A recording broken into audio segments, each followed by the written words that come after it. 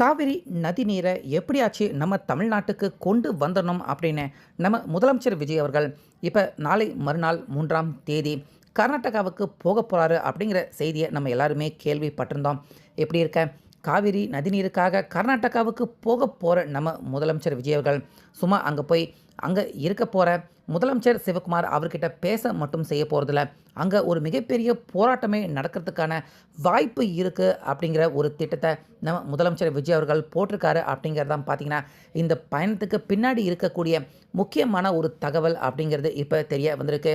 So இதை கேள்விப்பட்ட கர்நாடகா முதலமைச்சர் சிவகுமார் அவசரமாக, அதாவது ஃபஸ்ட்டு நீங்கள் தாராளமாக வாங்க வந்து இங்கே பாருங்கள் அப்படின்னு சொன்ன கர்நாடகா முதலமைச்சர் இப்போ ஐயோ இங்கே வந்துடாதீங்க, நீங்கள் வராதிங்க, உங்கள் பிளான் இந்த பயண திட்டத்தை ரத்து பண்ணுங்க அப்படின்னு இப்போ நம்ம முதலமைச்சர் விஜய் அவர்கிட்ட கதறிக்கிட்டு இருக்காரு கர்நாடகா முதலமைச்சர் சிஎம் சிவகுமார். ஸோ அப்படி அங்கே போய் நம்ம முதலமைச்சர் விஜய் அவர்கள் என்ன அங்கே போராட்டம் நடத்துறதுக்கான வாய்ப்பு இருக்குது, அதாவது கர்நாடகாவுக்கு போகிறாரு, அங்கே என்ன போராட்டம் நடத்துறதுக்கான வாய்ப்பு இருக்குது, அங்கே யார் நம்ம முதலமைச்சர் விஜய் அவர் கூட சேர்ந்து போராடுவாங்க. ஸோ இதை பார்த்து எதுக்காக இப்போ திடீர்னு பயந்து பின்வாங்க ஆரம்பிச்சிருக்காரு கர்நாடகா முதலமைச்சர் சிவகுமார். ஸோ இதுக்கு பின்னாடி நம்ம முதலமைச்சர் விஜய் அவருடைய மிகப்பெரிய திட்டம் தான் என்ன அப்படின்னு முழு விவரம் தெரிய வந்திருக்கு. ஸோ அதனால் வீடியோவை ஸ்கிப் பண்ணாமல் பாருங்கள். ஸோ நம்ம தமிழ்நாட்டுக்கு காவிரி நதிநீர் அப்படிங்கிறது அந்த பிரச்சனையை பார்த்திங்கன்னா நம்ம எல்லாருமே பிறக்கிறதுக்கு முன்னாடி இருந்தே தமிழ்நாட்டில் தீர்க்க முடியாத ஒரு ரொம்ப பெரிய பிரச்சனையாக இருக்குது நமக்கும் கர்நாடகாவுக்கும். ஏன் உச்சநீதிமன்றம், சுப்ரீம் கோர்ட் அவங்களுமே ஆர்டர் போட்டால் கூட கர்நாடகா அரசு அவங்க நம்ம தமிழ்நாட்டுக்கு தண்ணி கொடுக்க மாட்டாங்க அப்படிங்கிறது தான் இத்தனை ஆண்டு காலமாக கர்நாடகா அதே போல் நம்ம தமிழ்நாடு இரண்டு பேருக்கும் இடையே இருக்கக்கூடிய பிரச்சனை காவிரி நதிநீர் பிரச்சனை அந்தளவுக்கு மிகப்பெரிய பிரச்சனையாக தான் கடந்த காலங்களில் இருக்குது.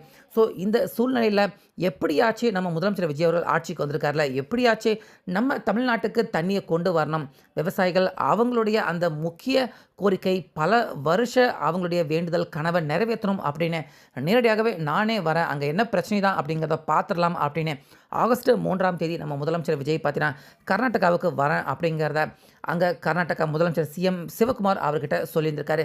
இதுக்கு சிவகுமார் அவரும் பார்த்தீங்கன்னா தாராளமாக வாங்க வந்து பாருங்கள், இங்கே எங்களுக்கே குடிக்கிறதுக்கு தண்ணி இல்லை, நீங்கள் வந்து பார்த்தா தான் எங்கள் நிலைமை தெரியும், வந்து பார்த்தீங்கன்னா கண்டிப்பாக எங்களுடைய நிலைமையை புரிஞ்சுக்கிட்டு நீங்களே தண்ணி வேண்டாம்னு போயிடுவீங்க அப்படிங்கிற அந்த நிலைப்பாட்டில் தான் பார்த்தீங்கன்னா தாராளமாக முதலமைச்சர் விஜய் அவர் வரட்டும், அவருக்கு தகுந்த பாதுகாப்பு, அவருக்கு ஹெலிகாப்டர் எல்லாமே ரெடி செய்து தரப்படும், அவரே சுற்றி பார்க்கட்டும், காவிரி அந்த மேகதாது அணை சுற்றி அந்த தண்ணி போகிற எல்லா இடத்தையும் பார்க்கட்டும், பார்த்துட்டு தண்ணி இங்கே இல்லை அப்படிங்கிறத விஜய் அவர்களே புரிஞ்சுக்குவார் அப்படிங்கிற மாதிரிலாம் ப்ரெஸ் மீட் பத்திரிகையாளர்கள் சந்திப்பில் அங்கே சிஎம் சிவகுமார் அவர் சொல்கிறாரு.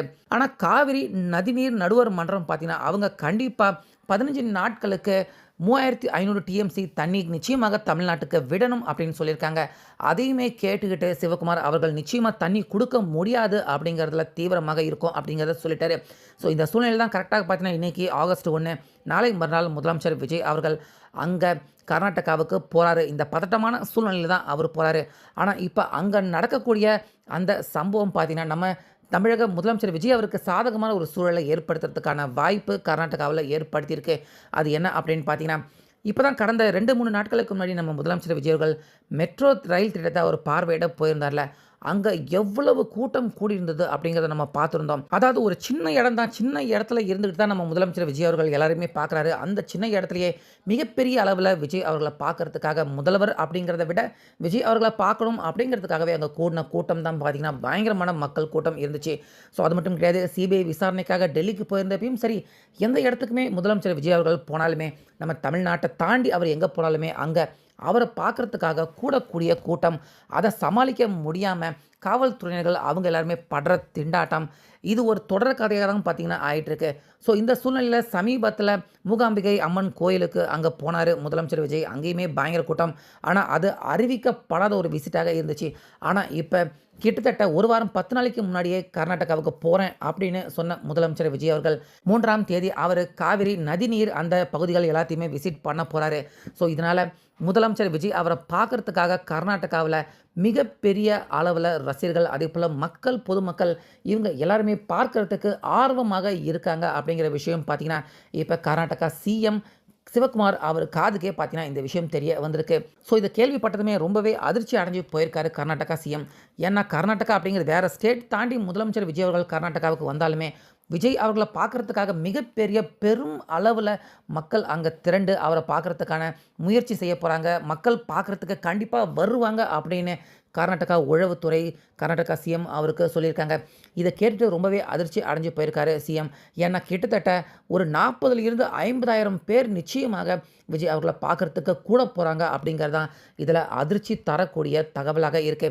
இதனால இந்த விசிட் ஒருவேளை நடந்துச்சுன்னா, முதல்வர் விஜய் அவர்கள் வந்தாரு. இங்க வந்து மேகதாது அணை, காவிரி நதி, தண்ணி இருப்பு அது எல்லாத்தையுமே அவர் பார்க்க வந்திருந்தாலுமே, அந்த இடத்துல மிகப்பெரிய எல்லா இடத்துலயுமே அவர் போகக்கூடிய எல்லா இடத்துலயுமே சிவகுமார் அவர பார்க்கிறத விட விஜய் அவர்கள பார்க்கறதுக்கு பெரும்பாரியான தமிழக மக்கள், விஜய் அவருடைய ரசிகர்கள், கர்நாடக ரசிகர்கள் இப்படி எல்லாருமே கூட போறாங்க. அப்படி கூடுனாங்கன்னா, விஜய் அவர்கள் வர்றப்ப இந்த இடத்துல அவருக்கு ஆதரவான ஒரு கூட்டம் கூடுறப்ப, அது கண்டிப்பாக விஜய் அவர் வந்திருக்க அந்த பர்ப்பஸ் காரணம் என்ன? மேகதாது அணை, காவிரி நதிநீரை விடணும் அப்படிங்கிறதுக்காக விஜய் அவர்கள் வந்திருக்காரு. அவருக்கு ஆதரவாக இவ்வளவு கூட்டம் கூடுச்சு அப்படின்னா, இப்ப கர்நாடகாவில இவ்வளவு பேர் ஆதரவாக இருக்காங்க.